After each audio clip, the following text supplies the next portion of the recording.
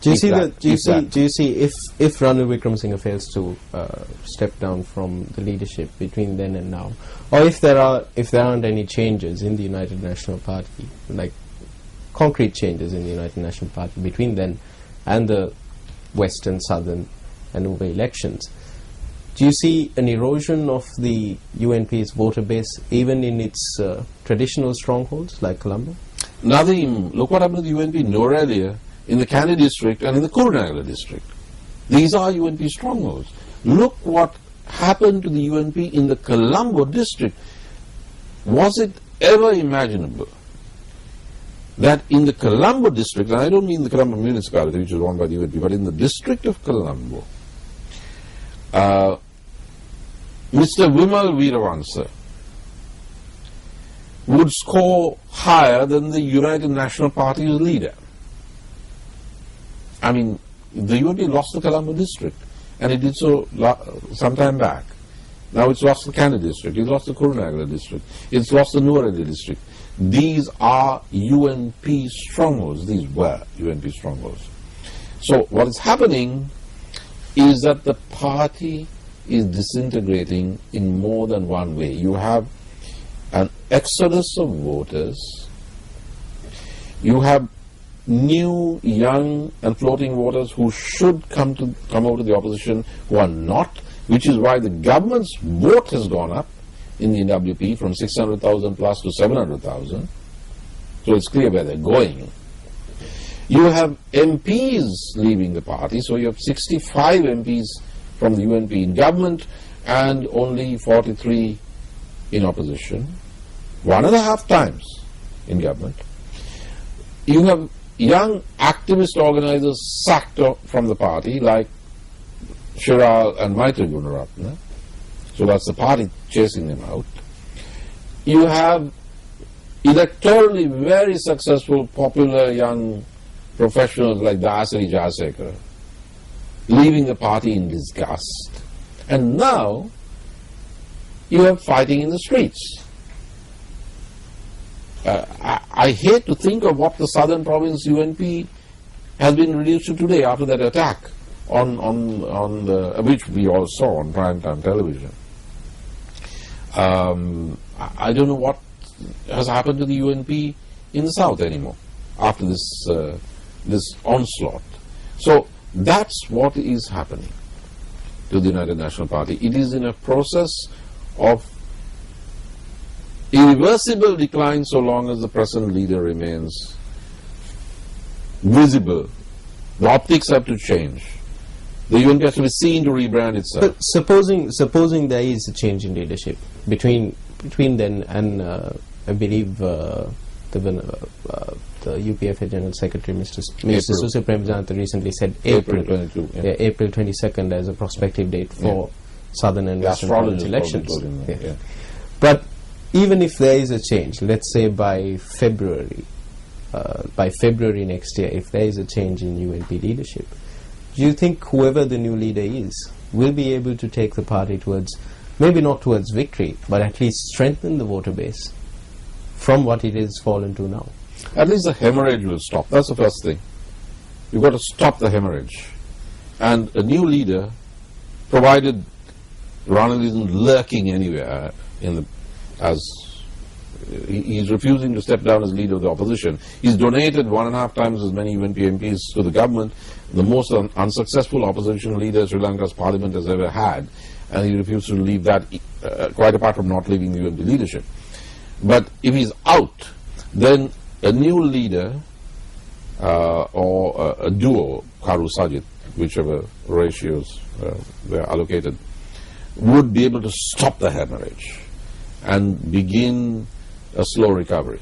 If that doesn't happen, I forgot one of those factors I listed, Sarath Fonseca's Democratic Party. Where are those votes coming from? They're coming from disgusted UNPers who are not going to vote for SLFP. So that's another conduit through which the UNP is bleeding.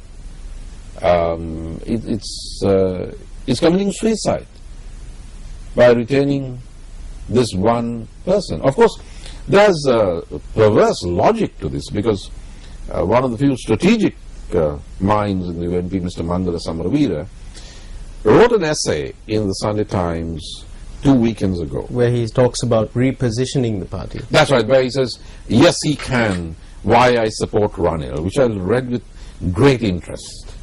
And there you are, the strategy, if you want to call it that, is all there as to why Ranil should remain.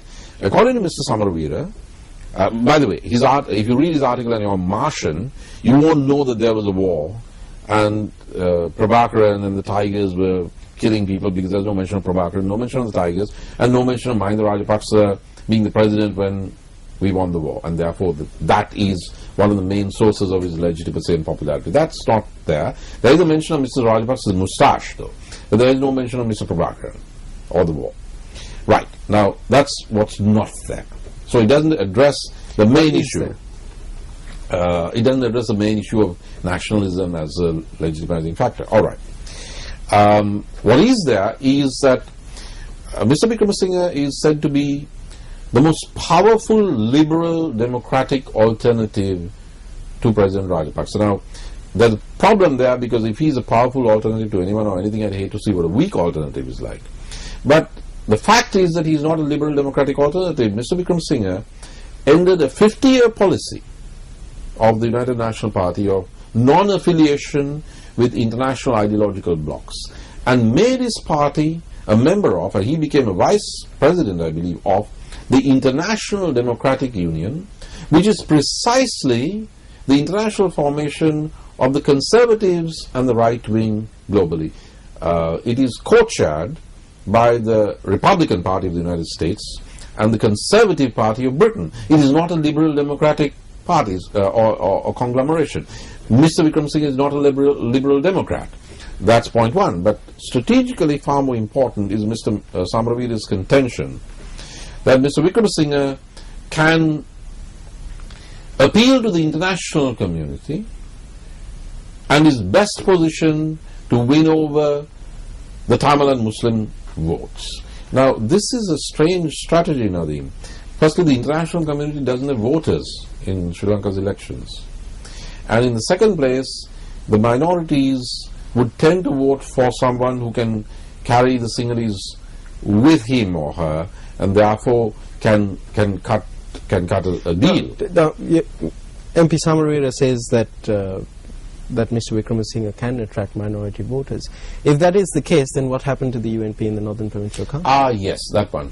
Well, I suppose, let's be charitable, his counter would be that at a presidential election, that the bulk of the minority vote would accrue to Mr. Wickremesinghe. Another problem is that when Mr. Samaravira was spearheading the propaganda of the Sri Lanka Freedom Party, these are precisely the same accusations they hurled at the UNP under Ranil, that it is a minoritarian party and that it is pro-international rather than national. And now he's advocating support for Ranil on that basis. So either there's a huge flip-flop here and an element of bipolar disorder or schizophrenia or whatever, or there's something else.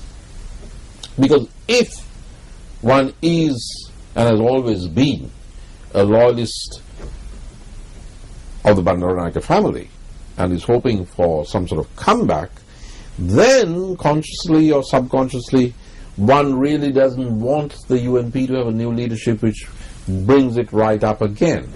You need to maintain some kind of space. Are you implying that MP Samaravira may be trying to create a vacuum for a re-emergence of the Bandar? Not create. Or maintain a vacuum? It might be, well, whether he for wants the it or not. re-emergence of Bandaranaike again? Whether he wants it or not, his formula of the retention of Ranil keeps conveniently that space open for a proxy candidacy or spoiler candidacy launched from within the family that he has always been proudly a loyalist and adherent of. This is the other possibility. But given MP Samaravira's statements on making the UNP stronger and all that, is he still? Could you still consider him a loyalist of the Bandaranaike family?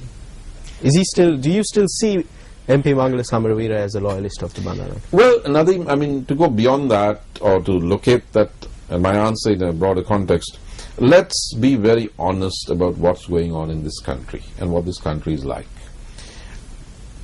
Politics is dominated by family groups or clans. It took a civil war to enable Mr. Premadasa to break through and become the president. But that was perhaps an exception, perhaps an anomaly, and there are those within the UNP who would not want to see that happen again. So what we had in 2005 was that the Bandaranaikes united with the other family group, the one that dominates the UNP, that is the Wickramasinghe Vijayawardena Jayawardena clan, of which Mr. Ranil Wickramasinghe is a member. So there were a rapprochement because these were hostile, one dominating the SLFP and the other one running the UNP. But then in 2005 they allied against Mahinda Rajapaksa. Now Mahinda Rajapaksa beat that and he won. They've never forgiven him for that. And they want to roll that back in a kind of a counter-revolution or counter-reform. Now it is true that Mr. Rajapaksa, there's been a family clan consolidating there as well, but at least they won the war. Now, it's very difficult to imagine the electorate opting for those who had a chance to win the war and failed, or worse, who collaborated with the Tigers on part of the Mr.